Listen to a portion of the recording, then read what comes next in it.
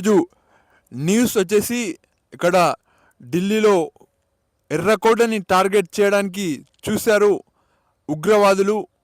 ఉగ్రవాదులు అంటే ఎవరో కాదు, పాకిస్తాన్ వాళ్ళే. మన ఇండియా వాళ్ళు ఎంత మంచితనంతో ఉన్నా వాళ్ళు మనల్ని ఇబ్బంది పెట్టడానికి చూస్తున్నారు. మళ్ళీ ఎందుకు ఇబ్బంది పెడుతున్నారు? వాళ్ళకి వచ్చేసి కొన్ని ఉంటాయి. ముఖ్యంగా జమ్మూ కాశ్మీర్ని ఆక్రమించుకోవాలి కొద్దిగా ఏరియాని అని చూస్తున్నారు. ప్రధానమంత్రి గారు కూడా అక్కడికి వెళ్ళి అక్కడ కొంతమంది బతికారు. అక్కడ ఎర్రకోట దగ్గరలో జరిగిన కార్లో బాంబు పెట్టి బ్లాస్ట్ చేశారు, చెప్పాను మీకు. ఇంకా దానికోసం బతికిన వాళ్ళని పోయి అడిగారు, ఏమైంది, ఎలా అయ్యింది, ఎట్లా ఉండేది అయినప్పుడు అని క్లియర్గా తెలుసుకున్నారని చెప్పుకోవచ్చు మోడీ గారు. ఇంకా రాష్ట్ర న్యూస్ వచ్చేసి కేసీఆర్ వచ్చేసి కోర్టుకి హాజరయ్యాడు. అక్కడ కోర్టు అడిగింది ఏమేం జరిగింది అక్రమాలు కాళేశ్వరం ప్రాజెక్టులో అని. ఇంకా అది ఒక న్యూస్. ఇంకా వివరంగా చెప్పాలంటే కొద్దిగా ఇబ్బంది అవుతుంది.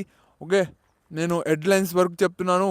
ఇంకా మన గద్వాల్ విషయానికి వస్తే ఇక్కడ పశువుల సంబంధించిన ఒక కేంద్రం ఉంది, దాన్ని ప్రైవేటీకరణ చేస్తున్నారంట. ఇంకా వేరే విషయాలకు వస్తే ఈరోజు నేను పొలానికి వచ్చానని చెప్పుకోవచ్చు. పొలానికి వచ్చేటప్పుడు పల్లె వాతావరణం కనపడింది. ఇక్కడ గద్వాల్ టౌన్ టు విలేజ్కి వచ్చాను. ఇక్కడ విలేజ్లో ఏమేమి కనపడిందంటే, విలేజ్ లోపల కొద్దిగా దాటిన తర్వాత ఏం కనపడింది, అక్కడ ఇటుక పిల్లలు, ఇక్కడ గద్వాల్ వీరపురం పుడంపల్లి సైరు ఇక్కడ ఇటుక పిల్లలు అనేటివి తయారు చేస్తున్నారని చెప్పుకోవచ్చు. వాళ్ళు లైట్లు కూడా ఏర్పాటు చేసుకొని నైట్ టైంలో కష్టపడడానికి చూస్తున్నారు. వాళ్ళకి ఆర్డర్ ఎక్కువ వస్తే నైట్ టైంలో కూడా కష్టపడతారు. ఒక్కొక్కసారి కొద్దిగా చలి కూడా ఉంది మార్నింగ్ టైంలో.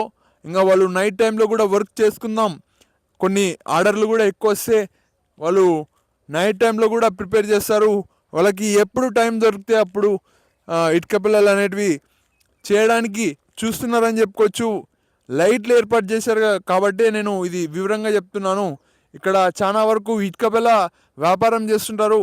ఇక్కడ ఎర్రమట్టి ఉంది ఇంకా, కాబట్టి ఇటుక పిల్లలు వ్యాపారం చేస్తున్నారని చెప్పుకోవచ్చు. ఇంకా ఈరోజు వచ్చేసి నేను ఇంటికాడ నుంచి బయలుదేరాను. పదే నెత్తి దూకోవాల్సి వస్తుంది. కొద్దిగా నా ఎంటికలు అనేటివి అటు ఇటు పోతాయి.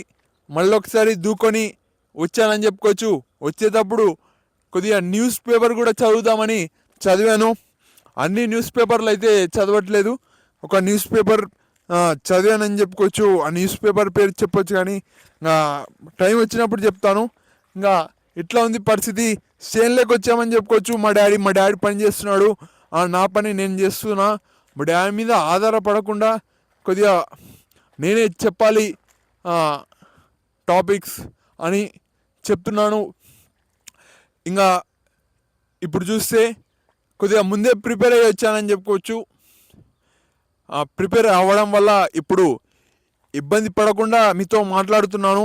ఇప్పుడు నేను చుట్టుముట్టు ఏముంది తిరుగుతుందా, ఏమన్నా కింద జంతువులు ఉంటాయి ఇక్కడ చేన్లో, అవి ఉడత కావచ్చు, ఇంకా ఏదైనా పురుగులు కావచ్చు, లేకుంటే ఇంకేదైనా విషపూరితమైనటివి కావచ్చు, తేలు కావచ్చు, స్నేక్ కావచ్చు, ఇవి ఉంటాయి. కొద్దిగా అడవిలోకి వస్తే అని చూసుకొని ఇక్కడ మాట్లాడుతున్నానని చెప్పుకోవచ్చు. అంటే ఫస్ట్ చెక్ చేస్తాను నేను చుట్టూ ఏమైనా ఉందా. ఇది నా ప్రాంతం కాదు, ఒక ఇల్లు కాదు, కాబట్టి ఇది ఒక అడవి లాంటిది పొలంలో ఉన్నా అని చెప్పుకోవచ్చు. పొలంలో కూడా ఇది అడవి కిందికే వస్తుండే అప్పట్లో, కాబట్టి ఆ జంతువులు తిరుగుతుంటాయి, వాళ్ళకు కూడా రెస్పెక్ట్ ఇవ్వాలి. ఒకప్పుడు నేను కాలేజ్లో, మల్లారెడ్డి కాలేజ్లో ఆడ కుక్క ఉండేది కింద. ఆడ మా ఫ్రెండ్స్ సిగరెట్ తాగుతారు, నేను వచ్చేసి వాళ్ళకు సరదాగా ఫ్రెండ్గా పోయాను. అక్కడ జ్యూస్ ఏమో ఉన్నట్టుంది, జ్యూస్ నేను తీసుకున్నాను. మా ఫ్రెండ్స్ సిగరెట్ తాగారని చెప్పుకోవచ్చు. సిగరెట్ తాగకండి, మా ఫ్రెండ్స్ చెప్తే వినరు. నేనైతే నాకు సిగరెట్ అలవాటు లేదు. ఇంకా కిందికి దిగేటప్పుడు ఇట్లా మెట్ల కాడ ఇట్లా దిగిన, కుక్క మీద దొక్కిన. నేను కుక్క ఎగిరిన పైకి కొరకడానికి, తప్పించుకున్నా అని చెప్పుకోవచ్చు. చుట్టూన్న వాళ్ళు మా ఫ్రెండ్స్ ఇంకా వేరే వాళ్ళు నవ్విండ్రని చెప్పుకోవచ్చు. అదైతే నన్ను ఏమి చేయలేదు. కొద్దిగా నేను త్వరగా ముందరికి వెళ్ళాను, ఇంకా కుక్కకి ఏం కాలేదు, అంత గట్టిగా తొక్కలేదు. నేను మన కింద పైన వెళ్ళేటప్పుడు కూడా చాలా జాగ్రత్తగా వెళ్ళాలి. వెహికల్స్ కూడా కిందికి పైకి ఇలా తీస్తుంటారు. వాళ్ళు వెనుకలో చూడరు ఏముందో, వెనుకల మనుషులు ఉన్నారా, ఏదైనా పిల్లలు చాలామంది బండ్ల కింద పడి చనిపోతున్నారంటే ఇదే కారణం. వెనుకలో చూడాలి ఏమైనా ఉన్నాయా లేవా అనేది, ముందరు కూడా క్లియర్గా చూడాలి. నాకు నిన్న వచ్చేసి ట్రాక్టర్ గుద్దుతుండే అని చెప్పుకోవచ్చు. నేను అరిచాను, ఇప్పుడు నేను పక్కన దిగాను, అతని పైన అటు సైడు చూసి ఇట్లా ముందరకు వస్తున్నాడు. ట్రాక్టర్ ఆగింది, ట్రాక్టర్ ఆగినది ముందరకు వస్తుంది, నేనే అతను ముందరనే ఉన్నా కానీ నేను చూడలే. నేను అరిచిన, ఇంకా అట్లా అయిపోయింది. లేకుంటే అక్కడ కూడా చాలా ఇబ్బందికరంగా అవుతుండే.